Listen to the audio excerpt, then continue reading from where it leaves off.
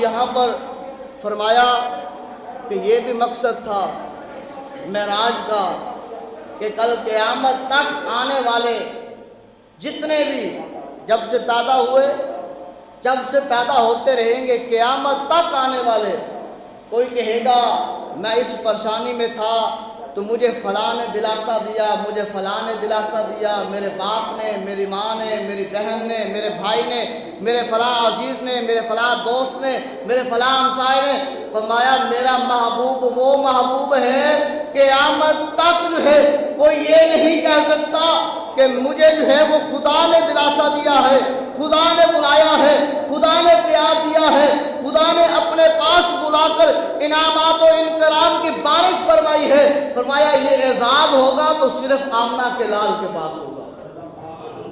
صرف آمنہ کے لال کے پاس ہوگا۔ موسیٰ علیہ السلام آتے ہیں، باری تعالیٰ دیدار کروا، اللہ فرماتا ہے 40 دن کا روزہ بھی رکھ، اپنے نالین، اپنے جوتے مبارک کوہ طور سے دور رکھ، اپنے گھر سے چل کے کوہ طور پر آ، اپنے بہن بھائی، اپنے والدین، اپنے عزیز و اقارب سبھی کو چھوڑ، کھانا پینا ہر چیز کو ترک کر، رات کو سونا ترک کر، 40 دن تک عبادت کر، اللہ اللہ کر، جوتا بھی پیچھے چھوڑ دے، ہر چیز کر۔ فرمایا پھر بھی اللہ فرماتا ہے لن ترانی، موسیٰ تو مجھے